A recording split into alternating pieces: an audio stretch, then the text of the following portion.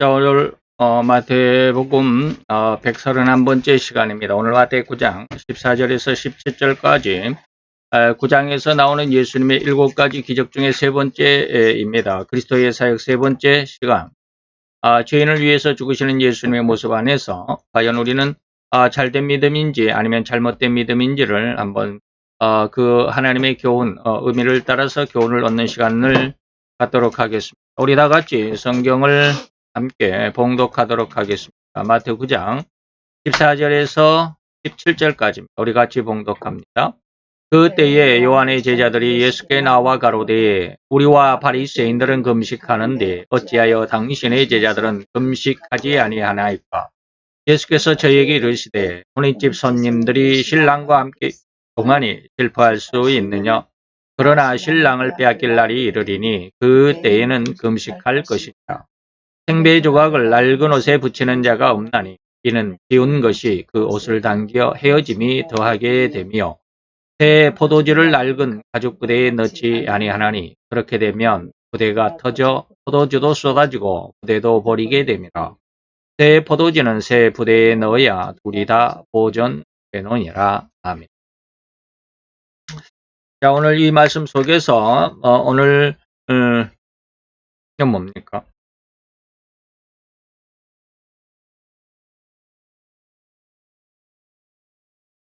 3월 7일, 2월 7일치를 찾아요.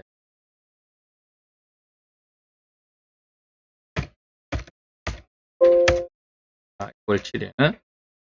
갑자기 다른 곳을 제가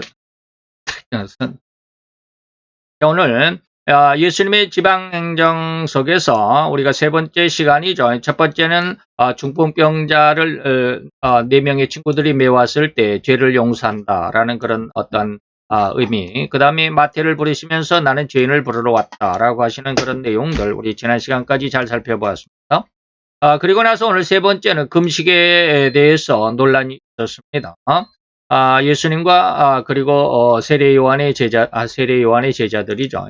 그래서 이 금식에 대해서 논란을 하실 때 물론 논란이라고는 할 수 없는데 이때 예수님은 십자가에서 죽는 것이 바로 그리스도의 사역이다라고 하는 그런 내용들의 중심이 되겠습니다. 그래서 여기에서 보면 세례 요한의 제자들이 예수님을 비난 아닌 비난, 그렇게 이 말씀을 할 수밖에 없겠죠. 비난 아닌 비난 속에서 예수님은 어떻게 대답하셨는가? 이렇게 우리가 2시간을 가지고 여러분들에게 함께 나누고자 합니다.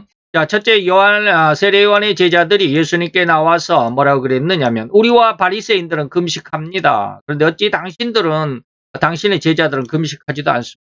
신앙에 대해서 어떤 신앙생활에 대해서 어떻게 아름다운, 다시 말하면 남북이 조금 신앙인답지 못한 그런 삶을 살아갑니까? 기도도 안 합니까? 하나님을 믿는다면서 예배도 안 드립니까? 기도도 안 합니까? 교회도 안 갑니까? 뭐 이런 뜻이겠죠. 자, 마태의 집에 가서 예수님께서 잔치를 하시고, 다시 말하면 마태가 예수님을 초청해서 이제 그 잔치를 했었죠. 그리고 잔치가 끝난 후에 세례 요한의 제자들이 예수님께 나왔습니다. 그리고 예수님께 이런 말을 했습니다. 이때 세례 요한은 주님의 선지자인데, 그리고 또 옥에 갇혀 있을 때, 다시 말하면 지금 세례 요한은 예수님을 증거하다가 다시 또 마태 3장에서 보면 이게 또 뭐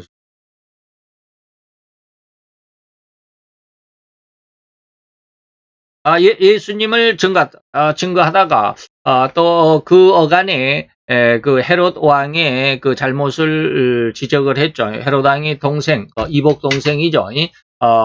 이복 동생 빌립 왕의 그 아내를 빼앗아서 자기 아내를 삼았죠. 그러니까 예수씨를 빼앗아다가 자기 아내를 삼은 것에 대해서 세례 요한이 강력하게 질책을 했습니다. 그랬더니 헤롯 왕의 왕비가 된 사람이 누구냐면 헤로디아죠. 그 헤로디아가 굉장히 화가 났죠. 자기를 이제 불륜이다라고 이렇게 아주 그냥 공공연하게 떠들어대니까 굉장히 기분이 나빠서 당장에 감옥에 쳐넣으라 해서 요한이 옥에 갇혀 있을 바로 그때입니다. 여기에 이 요한의 제자들이 이렇게 말하는 데는 두 가지 견해가 있습니다. 자, 두 가지 견해를 한번 보는데, 첫째는 세례 요한의 제자들이 예수님을 힐난하는 그런 의도다라고 이렇게 해석하는 그런 해석이 있습니다. 예수는 먹기만 하고 또 즐기기만 한다, 술만 마신다라고 하는 것이죠.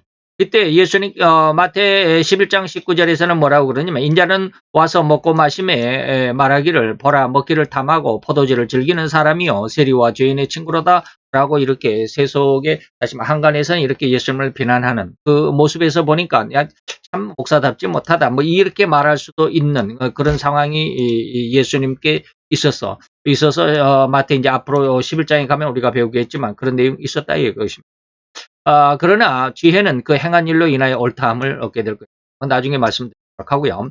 자, 그래서 이 세례 요한의 제자들이 예수님을 힐난했다, 나쁜 의도가 좀 비난했다라고 하는 것이죠. 그 의도에 대해서 자기들의 선생인 세례 요한은 예수를 위하여 열심히 일해온 자기네들의 선생이 이렇게 옥에 갇혀 있는데 당신은 그저 먹는 데만 찾아다니느냐, 뭐 얼굴 한번 비춰보지 않느냐, 당신 때문에 지금 우리 당신을 증거하고 당신을 쉽게 말하면 선전하고 광고하다가 이렇게 옥에 갇혀 있는데 그래 미안하지도 않느냐, 와서 감옥에 뭐 쉽게 말하면 신방이라도 한번 해서 코빼기라도 좀 베이지, 코빼기도 안 베느냐, 뭐 이런 아주 그런 식의 힐난의 목소리였다라고 해석하고 있습니다. 여기에 대해서 이제 조금 여러분들에게 말씀을 드리게 되는 것이 뭐냐면 절대적으로 잘못된 믿음에 대해서 여러분들에게 좀 말씀드리겠습니다. 이런 모습이 죄인된 인간의 본연의 모습, 다시 말하면 죄인의 진면목이다라고 하는 것이죠. 다시 말하면 알지 못하고 떠들어댄다 이 말이에요. 즉 상대방의 속마음은 들여다볼 수 없기 때문에 오로지 눈에 보이는 대로 또 자기의 주관적인 어떤 관점, 자기 사상, 자기 생각 이념, 또 눈에 보이는 그 현상만을 가지고 모든 것을 해석하고자 한다라고 하는 것입니다. 그러니까 하나님은 저 사람을 기뻐하는지 싫어하는지 그것은 전혀 상관이 없죠. 그러다 보니까 그냥 막 갖다가 들이 그냥 쏟아붓는 것이죠. 그랬더니 하나님께서 뭐라고 그랬어요? 내 종은 내가 어떻게 하든지 내가 책임질 테니까 너는 가만히 있어라. 예수님 그렇게도 말씀하시잖아요. 네가 왜 남의 종을 그렇게 왈가왈부하느냐? 이렇게 말씀하신 거 여러분들이 성경에서 기억하고 있을 것입니다. 다시 말하면 우리들은 괜히 이렇게 겉모양만 보고 이렇게 모든 것을 판단하고 결정 지으려고 하는 그러한 어떤 습성이 있다라고 하는 것입니다. 그것을 저는 지금 뭐라고 그러나요? 잘못된 믿음이다라고 이렇게 말하는 것입니다. 이것이 바로 절대로 죄성일 뿐이다. 이것이 바로 인간의 습성이죠. 결코 인간의 그 모든 언행은 절대적일 수가 없고 오직 잘못될 수밖에 없다라고 하는 것. 그러니까 모든 것이 다 잘못될 수밖에, 잘 될 수 있는 것이 없어요. 절대적이다 이 말. 나는 지금 잘하고 있는데요. 여러분 한번 보세요. 글쎄요. 제가 어떤 그 영화 배우를 잘못 뭐라 그럴까요? 잘못 오해하고 있었던 그 사람이, 다시 말해 그 아버지가 이 사람이었는데라고 생각을 했던 그런 영화 배우가 있거든요. 그런데 그분의 이제 딸이 지금은 결혼해서 아이도 낳고 잘 살고는 있어요. 한때 뭐 구설수도 올라 있었지만 잘 살고 있어요. 근데 그분의 아버지가 저는 한때 제가 고등학교 때인가요? 아주 유명했었던 영화 배우가 있어요. 김땡연이라고 하는 그런 분이 있었어요. 굉장히 그때 유명했었죠. 잘 나갔던. 근데 그분이 오늘 아침에 어떻게 인터넷을 이렇게 뒤지다 보니까 그분의 안타까운 인생 뭐 이런 건가 뭐 그렇게 그렇게 있더라고요. 그래서 한번 쭉 읽어봤어요. 그랬더니 젊었을 때는 그렇게 엄청나게 자기 일에 열심히 아주 그냥 열정을 가지고 영화 배우로서 엄청난 인기를 얻고 또 성공했어요. 그러다가 너무 이제 힘드니까, 일이 힘드니까 잠시 쉽게 말하면 은퇴를 했어요. 은퇴를 하고 나서 한 몇 년 쉬다가 다시 재기를 하려고 하다 보니까 뭐 이제 쉽게 말하면 사람들의 그 뇌리에 잊혀져 버린 거죠. 그러다 보니까 자기 옛날의 인기가 그대로 유지가 된 것은 아니었잖아요. 그러다 보니까 옛날처럼 이제 그렇게 뭐 수입이 되지 않고 뭐 그랬었나 봐요. 그래서 뭐 사업을 하다가 많이 또 실패도 하고 그러다가 또 안 되니까 다시 또 연극 배우로, 원래는 연극 배우로 출발을 했다 그러는데 연극 배우로 다시 했는데 또 뭐 그것도 잘 안 되고 또 가수로 또 직업을 바꿔가지고 또 가수 음반을 냈는데도 또 안 되고 이렇게 하고 무지하게 많이 안 됐었나 봐요. 그래가지고 결국에는 68인가 65인가 스스로 세상을 달리하고 말았는데, 그런 어떤 그 안타까움 속에서 뭐라고 그러냐면, 한 50 넘어서 한 60이 가까워서, 서야 이제 방송에 나와가지고, 자기 반려자를 찾는다. 그때가 결혼을 안 했었다고 그래요. 그런데 나이가 많아지니까 누가 오려고도 하겠습니다. 이제 그런 것에 대한 후회, 이런 것으로 인해서 인생에 굉장히 나중에는 이것도 사업되고 연극 배우로 다시 해서도 또 안 되고 가수로도 또 해도 안 되고 그러니까 엄청난 그 우울증에 시달렸던 모양이에요. 그래서 이제 자기 부에게 내가 편지를 하나 보냈으니까 그 편지를 잘 읽어보고 그 후속 조치를 해라라고 그 문자가 한 통 왔다고 그래요. 그리고 나중에 그 친구가 문자를 받고 보니까 유서였어요. 이렇게 해서 내가 이렇게 되니까 집에 와서 이제 우리 집에 한번 와봐라. 그리고 딱 와서 보니까 이제 유서가 있어가지고 보니까 경찰에 신고하고 어쨌다고 그랬더라고요. 그래요. 다시 말하면 제가 지금 뭐 때문에 그 비운의 그 한 영화배우를 여러분들에게 말씀드리려고 하느냐면, 인간은 모든 것이 여기서 뭐라고 그랬습니까? 제가 봅니까? 결코 인간의 모든 언행은 절대적일 수가 없다. 오직 잘못될 수밖에 없다라고. 오직이란 말을 제가 여기다 썼습니다. 일부러 썼습니다. 어느 정도 잘못될 수가 있는 것이 아니라 오직이 말이에요. 100%다 이 말이에요. 100% 잘못될 수밖에 없다. 이것을 저는 이제 절대적이다라는 말로 표현을 했습니다. 절대적인 잘못. 젊었을 때는 자기 생각이 다 옳은 것 같죠. 그런데 그게 결코 옳지 않다. 다시 말하면 인간이기 때문에 그렇습니다. 신이 아니기 때문이다.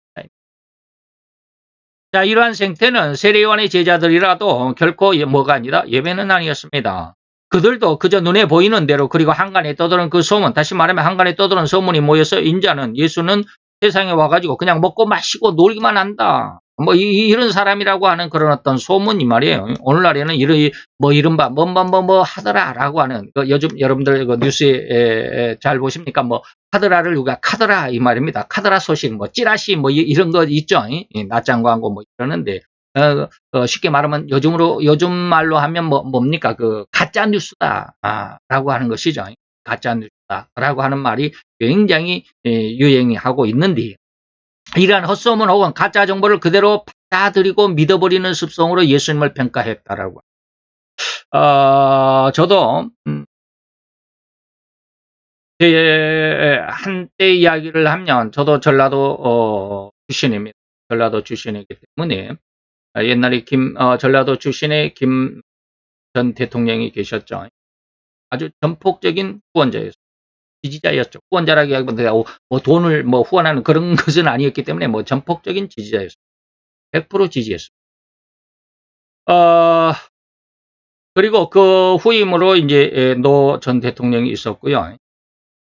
그리고 나서 지금 현 대통령이 지금 이제 또 후임이죠.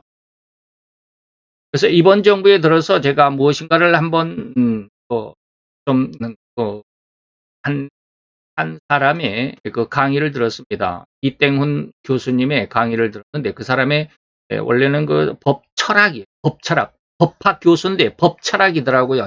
전공이 법철학이에요. 철학적으로 법을 해석하는. 그분의 철학 강의를 한번 듣고 깜짝 놀랐어요. 가지고 나름대로 이제 제가 그 사회주의가 무엇이고라고 하는 건 깊이 공부는 하지 않대. 대학생처럼 학과에서 4년, 1년은 이제 기본 해갖고 2학년 때부터 3년 이렇게 열심히 심오하게 파고드는 그런 학문적인 그런 어떤 공부는 아니었지만 상당히 그래도 이것저것 많이 읽어봤습니다. 레닌의 철학이 무엇이고, 그 다음에 마오쩌둥은 어떻고, 이런 것들을 쭉 읽어봤습니다. 다가 깜짝 놀랐어요. 그러면서 제가 내가 지금 잘못하고 있구나라고 하는 그러한 생각을 하게 됐어요. 그래서 이것이 좌파가 이렇고 주사파가 이렇다라고 하는 것을 전폭적으로 깨닫게 됐어요. 다시 말하면 제가 왜 이런 이야기를 하느냐면, 오늘날에는 이른바 무슨 시대라고요? 카더라 소식이라는 그런 시대입니다. 찌라시, 다시 말하면 헛소문이나 가짜 정보를 그대로 믿어버리는 이러한 인간들의 모습. 저도 역시 그랬다라고 하는 것 말씀을 드립니다. 그래서 무엇이 옳고 그른지를 모르고 그저 나는 우리 고향에 김 전 대통령, 우리 고향 사람이니까 혈연이죠. 지연. 혈연은 아니고 지연이죠. 지연이. 이런 어떤 모습. 다시 말하면 오늘날에도 역시 마찬가지입니다. 오늘도 우리가 이 예배를 드리기 전에 아침에 청소를 하면서 제가 이땡은 교수님의 이렇게 그 강의를 이렇게 틀어놓고 한 3개 정도를 들으면서 저를 이렇게 쭉 가고 있습니다. 오늘날 좌파 기독교, 좌파 목사들 이런 사람들에 대해서 많이 이야기를 하셔요. 그분은 어떤 철학적인 사상적인 어떤 그런 쪽이 아주 밝으시니까 그런 걸 들으면서 정말로 참 안타깝다는 그런 생각을 많이 했어요. 무슨 생각을 해요?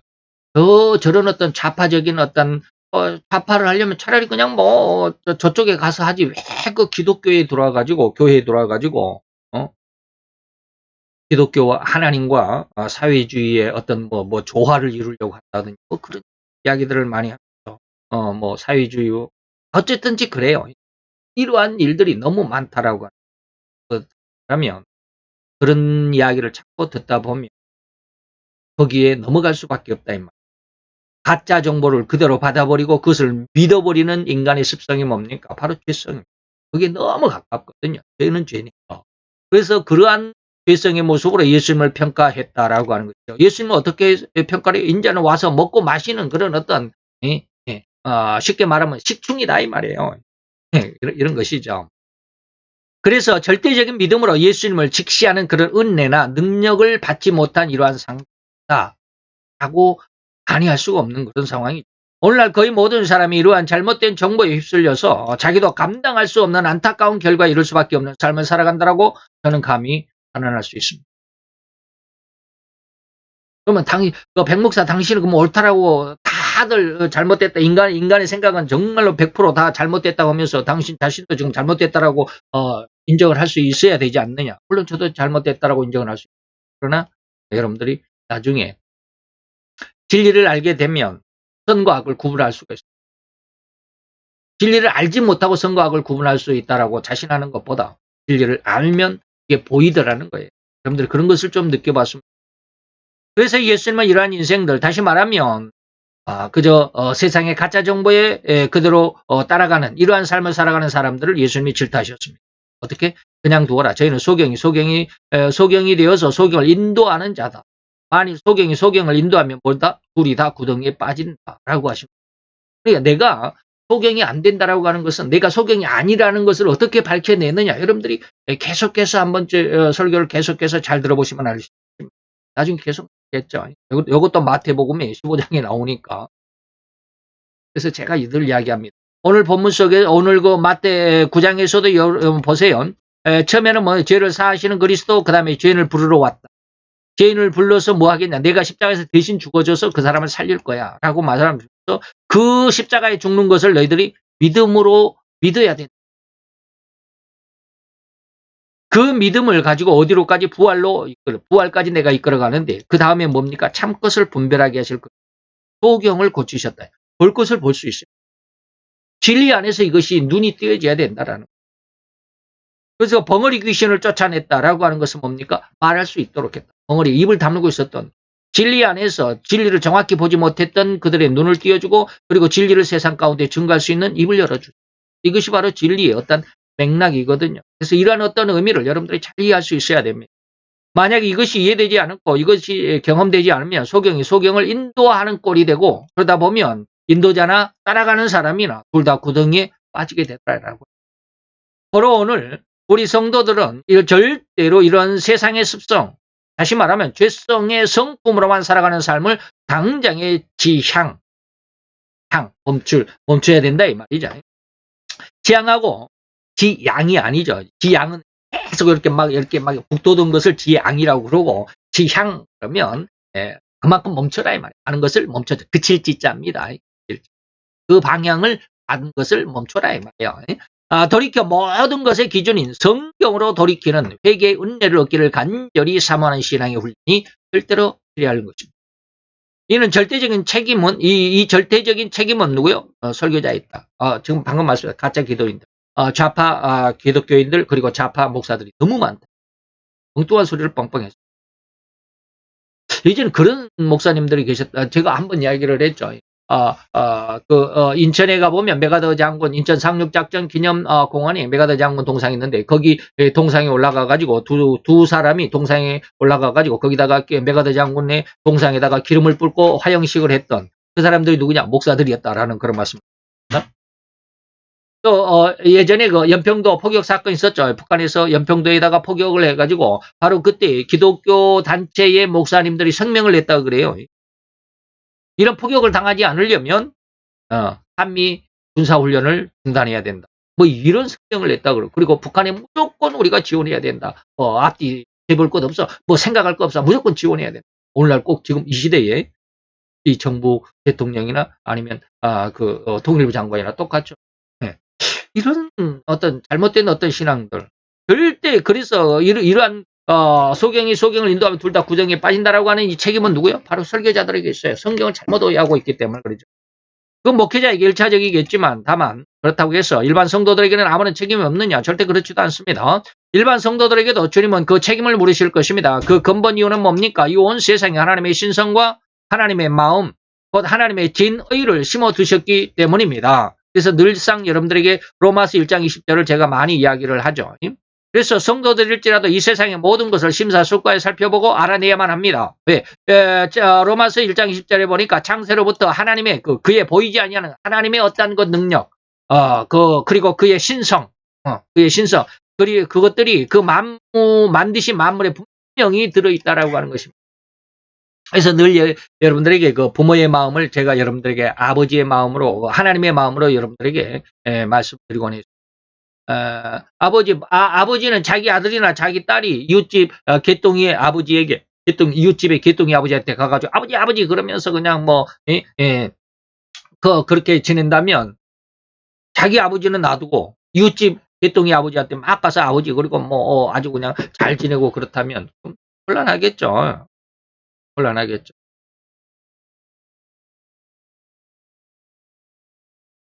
요즘 제가 텔레비 그 프로 중에 나는 자연인이다인가요? 그거 있잖아요. 그것을 제가 유심히 봅니다. 왜 유심히 보느냐? 앞으로 그럴 때가 올 것이라고 저는 예상하고 있기 때문에. 성경은 바로 그것을 예언하고 있고, 다시 말하면 이 문화적인 모든 것을 박탈당할 때가 있을 것입니다. 그러면 이런 문화적인 혜택을 받고 살다가 당장에 그냥 아무것도 없는, 쉽게 말하면 구석기 시대 같은 것으로 이렇게 그런 시대로 쫓겨난다고 한다면 어떻게 살겠습니까? 못 살죠. 미리부터 그런데 관심을 두고 어떻게 하면 살아갈까? 다시 말하면 혹한기 탈출 이런 사람들 있죠. 겨울에 어떻게 그 눈밭에서 어떻게 살아남을 것인가? 불을 어떻게 필 것인가? 이런 것들을 하는 그 프로들 있잖아요. 그런 거 저는 유심히 봅니다. 해보지는 않았어도 유심히 봅니다. 그런 것 속에서 뭘 보느냐 하면 하나님의 어떤 섭리를 보고 싶기 때문에 그렇습니다. 다시 말하면 이 자연 우주 만물 속에서 사람들은 뭘 찾느냐 하면 하나님의 법을 찾거든요. 우리는 전혀 그걸 모르잖아요. 그래서 대부분 그 산속에 들어간 사람들 중에 거의 한 30%는 뭡니까? 암에 걸렸다. 그 사람들이 굉장히 많이 산으로 들어가요. 위암에 걸렸다든지 어디 암에 걸렸다든지. 그래서 아주 그냥 어떤 분은 위암에 걸려가지고 자기 배를 보여주는데 아주 흉측하더라고요. 배가 완전히 반으로 갈렸어요. 그래서 의사가 2년 살기 힘들다라고 했다고 그래요. 그래서 눈물을 그냥 아주 그냥 아주 충격 속에 그분이 그 산으로 그분은 강원도인가 어디 산으로 들어갔다고 그랬는데, 그래서 5년 이상을 지금 거기서 살고 있다고 그래요. 2년을 못 산다고 그랬는데 5년 이상을 지금 거기서 두목나무를 아주 엄청나게 많이 심어서 키우고 있더라고요. 그런 걸 보면 뭐냐면 자연 속에서 하나님의 뜻을 발견하기 때문에 그래요. 그들은 하나님을 알지 못하는 사람들이 상당히 있지만, 그러나 그 자연 속에서 하나님이 숨겨두신 그 생명을 찾아가면서 살아가고 있어요. 이게 뭡니까? 우리 눈에는 보이지 않지만 하나님이 세상을 만드신 그 만물에 하나님의 무엇이 있다? 능력과 신성이 그 속에 들어있다라고 하는 거예요. 그래서 그렇게 살아가면서 하나님을 깨달았으면 좋겠는데 못 깨달은 사람들이 상당히 많더라고요. 그러면서 우리에게 하나님은 이렇게 이야기합니다. 외식하는 자여 너희가 천지의 기상은 분별할 줄 알면서 어찌 이 시대는 분별하지 못하느냐. 그저 나는 성도니까 나는 설교자도 목회자도 아니니까 성경을 공부할 필요가 없다라고 일반 성도들이 그렇게 생각하실 수 있겠습니까? 혹자는 내가 성경을 너무 많이 알면 강단에서 설교하시는 목사님의 설교를 이러쿵저러쿵 판단하게 될 테니까 아예 성경을 읽지도 않는다라고 하시는 분도 제가 만나본 적이 있습니다. 근데 저는 그것을 뭐라고 합니까? 서울 좋은 핑계다. 하나님은 분명하게 성도들에게조차도 이렇게 모든 세상 만물에 하나님의 능력과 신성을 두었으니까 너희가 간절히 또는 깊이 연구하고 살펴보면 넉넉히 하나님을 찾아낼 수 있다라고 분명하게 말씀하셨습니다. 그런데도 성경 읽기와 성경 공부하기에 게을리하다가 보면 결국에는 그저 잘못된 성경 지식과 견해를 가진 자들의 말의 진리를 절대로 분별할 수 없기 때문에 그들의 말을 그대로 현혹될 수밖에 없다. 다시 말해 잘못된 정보에 따라 그 말을 듣고 그 말을 믿어버리게 된다. 앞에서 말씀드렸잖아요. 찌라시 그랬죠. 뭐 막 하더라 그러더라 이런 것. 그래서 그럴 수밖에 없는 현혹될 수밖에 없을 것이고 아니면 인간적인 심성 그 죄성에 의한 관점으로 모든 세상의 것들을 판단하는 성품으로 고착화될 뿐이지 않겠다. 그래서 오늘 세례 요한의 제자들 역시 세상적인 그런 어떤 세상의 법칙 속에서의 세상의 어떤 사상을 가지고 있잖아요. 그렇다 보니까 이렇듯 예수님을 정확히 알아보지 못하고 당장의 자기들의 생각 그리고 자기들의 어떤 이념 그것에 조금이지만 서운함을 감추지 못함으로 이렇듯 자기 스승 세례 요한에게 가서 예수님에 대해서 푼념을 해야 되지 않았던가라고 우리가 해석해 보는 것입니다. 오늘 우리 성도님도 절대 이러한 오류에 휩쓸리지 않도록 특별히 주의하고 성경 읽기와 성경 공부에 열심을 경주해 주시기를 간절히 바랍니다. 그래서 성경은 어떻게 읽느냐, 어떻게 공부하느냐 여러분들에게 방금 말씀드렸습니다. 이 7가지의 기적은 예수님께서 그리스도라는 어떤 사역의 어떤 순차적인 모습이다라는 말씀을 마태 8장에서는 7가지 기적이 있지만 거기는 예수님의 만왕의 왕으로서 자연계의 왕이다. 뭐 인간의 마음을 움직이는 왕이다. 질병을 거스리는 인간의 주체적인 어떤 질병을 다스리는 왕이시다. 아니면 영계의 귀신을 다스리시는 어떤 영계의 왕이시다. 뭐 이런 것들 모든 이런저런 모습 속에서 예수님이 모든 만왕의 왕이라고 하는 사실을 드러냈다고 한다면 9장에서는 조금 다른 의도가 있다라고 하는 것입니다. 그리스도의 사역을 중심으로 내가 구세주다라고 하는 그런 어떤 사역을 중심으로 쭉 이어져 왔다 이 말입니다. 이러한 하나님의 의도를 알게 되면 무엇이다? 바로 우리의 눈이 띄어질 것이고 우리의 입이 열려질 것이다라고 합니다.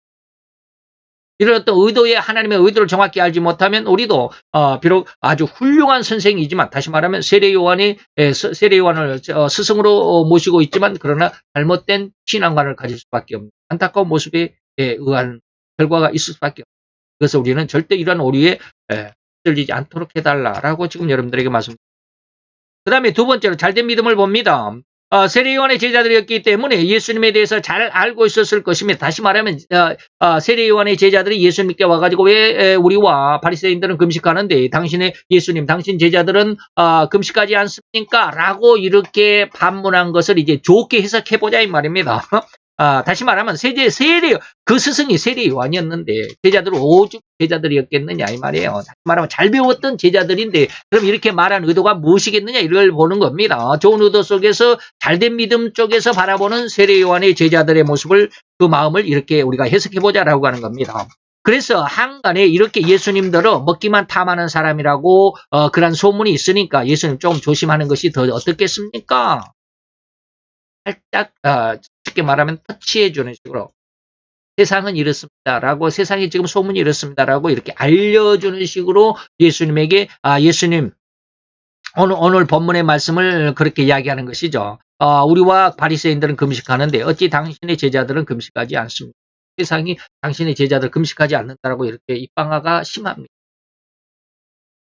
좀 조심했으면 좋지 않을까요? 뭐 이렇게 좋은 뜻으로 이렇게 이야기했다 이 말입니다. 그렇게 그러한 쪽으로 세례 요한의 제자들을 그러한 쪽으로 해석하는 모습에서는 어떠한 믿음을 보았기 때문에 그렇겠느냐 이 말입니다. 이때 우리는 진정한 우리 정통적인 신앙에서는 두 번째 예수님의 그 세례 요한의 제자들을 잘된 믿음으로 좀 해석해 보자라고 하는 것입니다. 왜냐하면 요한의 그 훌륭한 제자들이 반발적으로 예수님을 대했으리라고는 생각할 수 없기 때문이다라고 하는 것.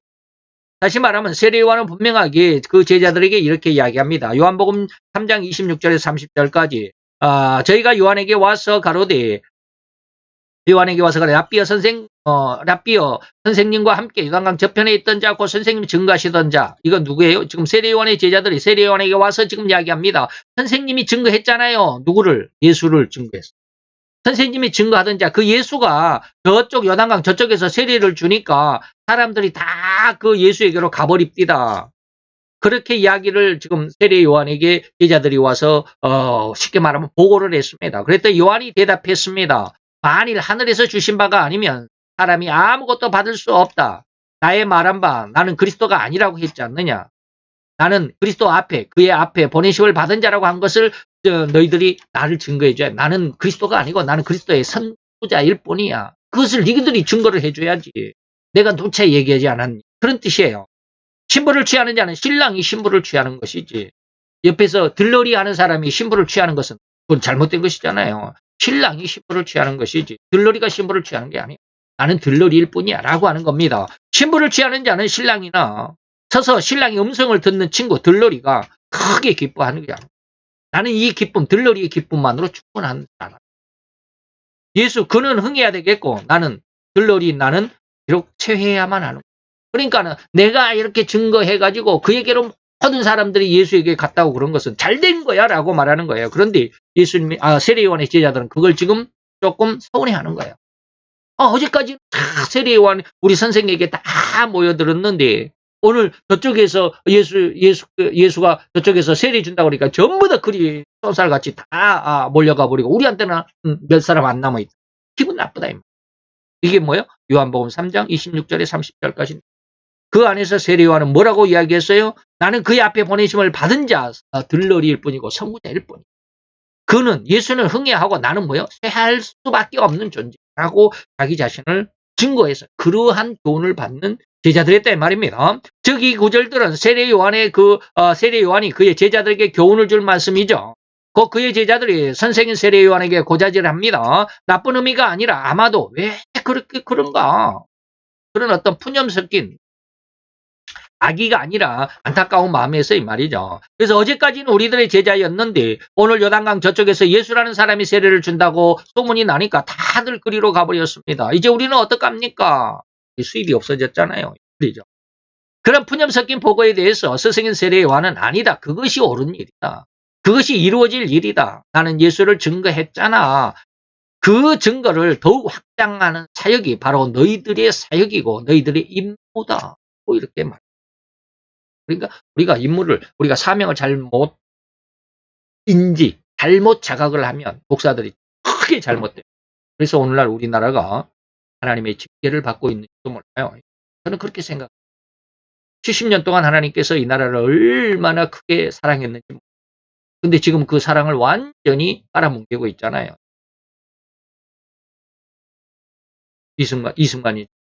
이승만이라고 하는 대통령은 이 나라에 없어야 할 대통령. 이승만이 없었으면 우리나라가 지금 태국이나 이런 왕정 시대의 국가 아니면 북한의 그 공산주의가 되었을 것입니다. 근데 지금 개구리 올챙이째 생각을 못하는 그런 시대가 되어버렸죠. 그 70년 동안 하나님께서 이 나라를 그렇게 사랑해 줬을 때 목회자들이 그 사랑을 개인적인 것으로 착복하고 말았죠. 나만 잘 크고 내 교회만 장하면 돼. 이웃에게는 돈 조금 남겨주고 그것도 선교했다라고 자화자찬하는 그런 시대가 돼버렸던. 그래서 늘상 이야기하죠. 어떤 목사님은 당회에서 결정을 해가지고 목사님은 아마 그랜저를 사달라고 그런 어떤 마음이 있었어요. 그런데 당회에서는 아직 그랜저는 조금 우리 재정에 부담이 되니까 K5로 하자 해가지고 K5를 사드렸나 봐요. 그랬더니 일주일 만에 그 자가용이 치렀던 그 목사님은 자가용을 타고 교회에 들어오면서 난간 기둥을 그냥 쫙 들이받았다고 그래. 그래가지고 좌우지간 그런 이야기를 듣고는 굉장히 저도 화가 났어요. 내가 그 교회 장로였으면 아마 그 목사님은 그냥 그 K5 뺏고 그냥 입고 사줄 그 정도로 제가 흥분을 했었는데 우리는 그렇게 자기 어떤 그 흥황 속에만 묻혀버린 그런 70년의 결과였습니다. 그래서 하나님이 이 시대에 이 나라를 이렇게 징계 하셨습니다. 그리고 곧 공산화의 그런 어떤 전쟁의 소용돌이 속에 들어갈지도 모르니까 또 깊이 기도해라라고 하는 그런 어떤 법명을 내리신 것도 사실. 그런데 우리는 그걸 잘 모르잖아요. 우리는 그걸 잘 모르. 그래도 인터넷에 가끔가다 여기저기 또 검색을 하다 보면 나라를 위해서 그리고 이 나라의 국민들을 위해서 대통령을 위해서 기도하는 사람들이 많더라고요. 하나님이 저도 그래요. 하나님이 갑자기 그런 내가 아팔에게 무릎 꿇지 않는 7,000명을 남겨뒀다라는 말씀 간혹 가다 드려요. 그래서 하나님 아직도 저는 뭐 아주 정보력도 없고 그러지만 하나님께서 그 숨겨놓으신 그 7,000명의 기도를 하나님 좀 들어주세요. 제 기도는 별것 아니지만 하나님 그들의 기도를 좀 들어주셔서 이 나라를 이 하나님의 징계에서 조금은 수월하게 지나갈 수 있게 하고 간절히 그런 기도 많이 합니다. 자, 이렇게 정통적인 스승에게 정통적으로 교육을 받은 제자들이어야 한다라는 의미가 바로 여기 아주 중요합니다. 그래서 인도자가 중요하죠. 그래서 다시 말하면 정확하고 가장 올바르게 교육을 해야만 하지만 그렇게 정확하고 올바른 교육을 또한 제자들도 그런 스승을 잘 선택해서 잘 교육을 받아야만 한다라는 의미 되겠죠. 그래서 그렇게 나의 교육을 받은 너희들이라면 올바른 교육을 받았다면 우리들이 제자들이 다 한꺼번에 예수님께로 돌아가는 것이 옳은 것임을 우리가 깨달아야 돼. 참 이렇게 해주기가 너무 인간으로서는 그것을 정통 신앙을 가진 자들의 생리라고 오늘 세례요한은 훈계를 하고 있습니다. 곧 하나님의 진정한 진리를 깨우친 성도라고 한다면 반드시 그것을 따라야만 옳은 신앙이고 정통적인 성도라고 할 수 있을 겁니다. 바로 이러한 신앙을 견지하다가 행여 자기에게 피해가라고 여겨지는 어떤 고난이나 역경과 환란으로밖에 생각되지 않는 그런 고통이 다닥칠지라도 결코 이를 피하거나 외면하지 않는 신앙으로 성장해야만 한다는 것이죠.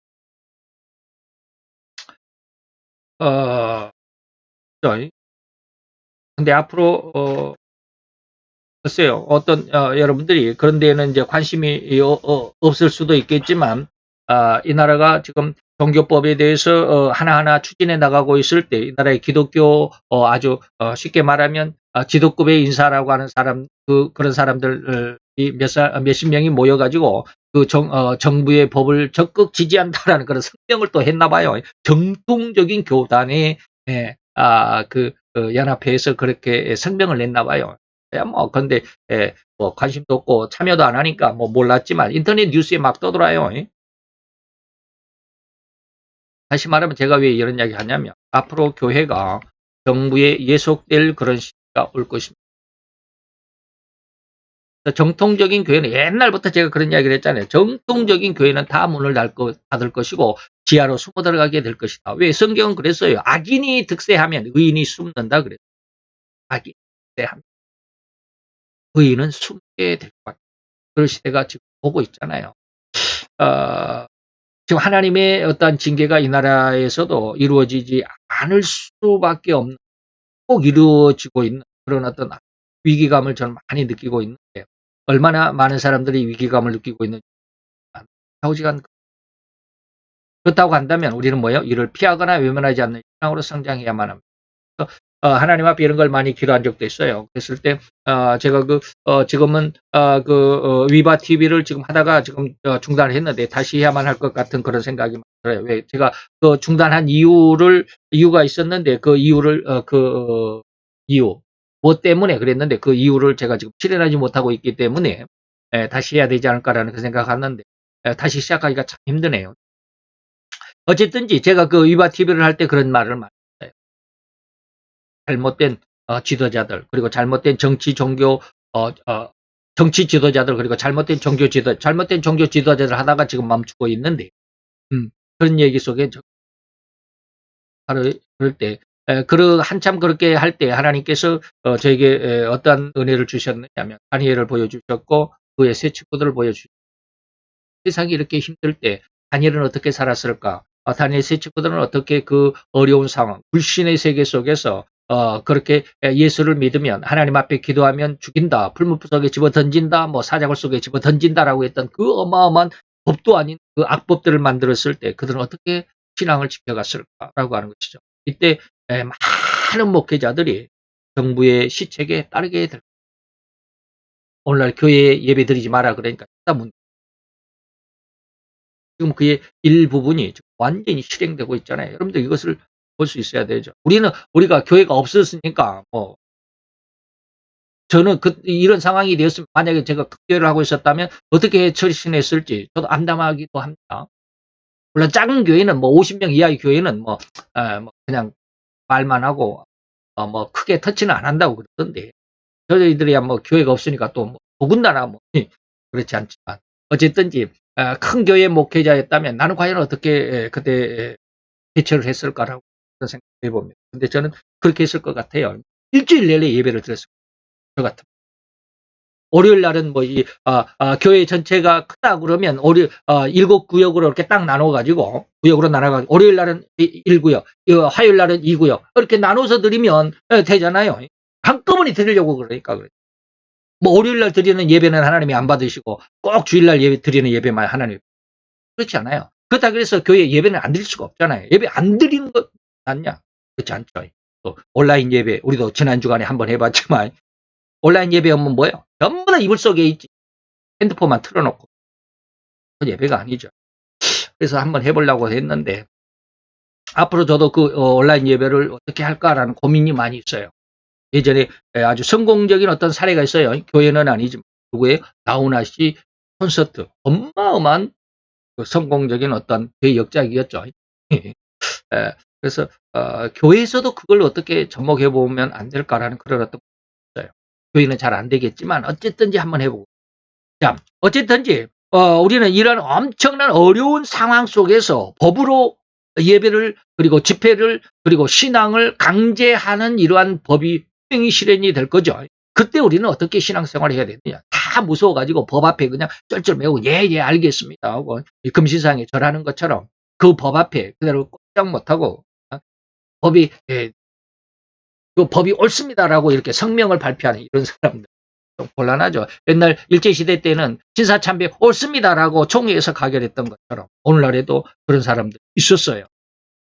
우리는 이러한 성도의 정확한 모습을 예수님의 육신의 어머님 마리아에게서 배울 수가 있을 것입니다. 또한 늘 말씀드리는 아까 말씀드렸던 다니엘이나 그 세 친구들에게서도 배울 수 있어야 되고요. 또 예레미야나 그 다른 모든 선지자들에게서 우리는 이 신앙의 어려운 상황 속에서 우리의 신앙을 어떻게 지켜나갈 것인지 잘된 신앙은 어떤 것인지를 배울 수 있어야 합니다.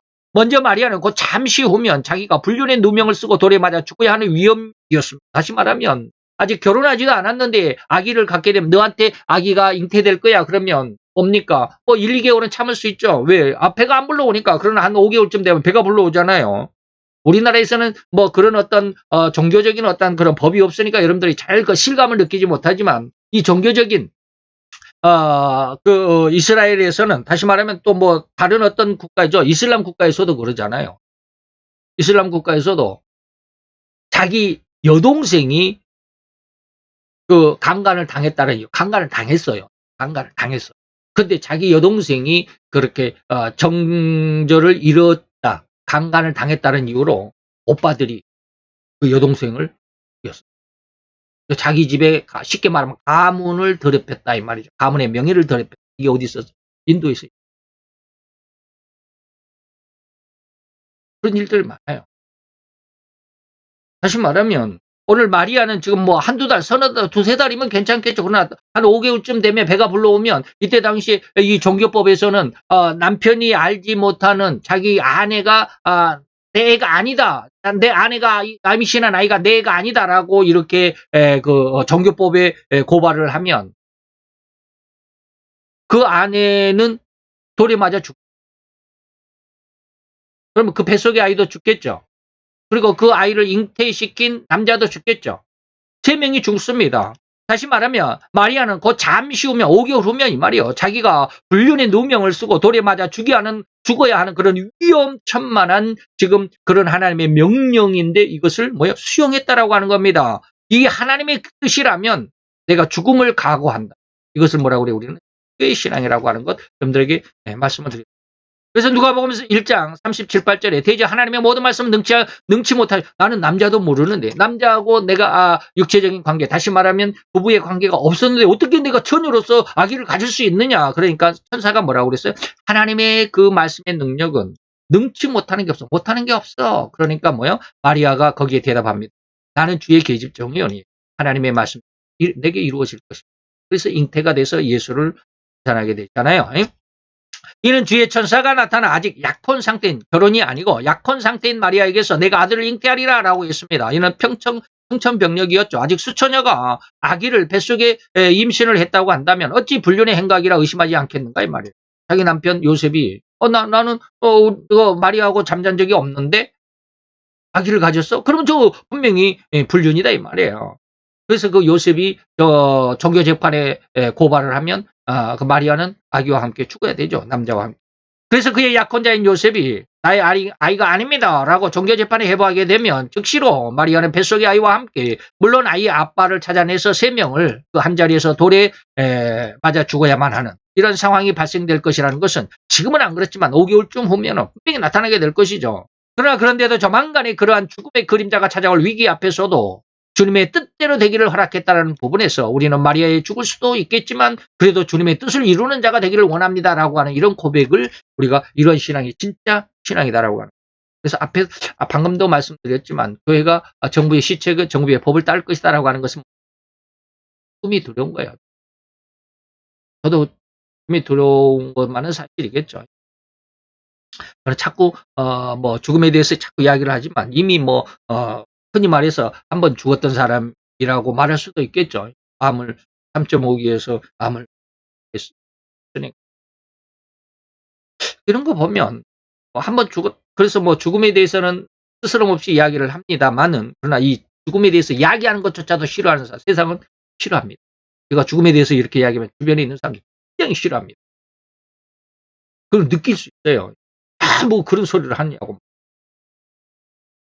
나이가 60이 넘어가지고 70에 가까운 사람도 자꾸 아주 극렬 반대합니다. 죽음에 대해서 이야기를 하면.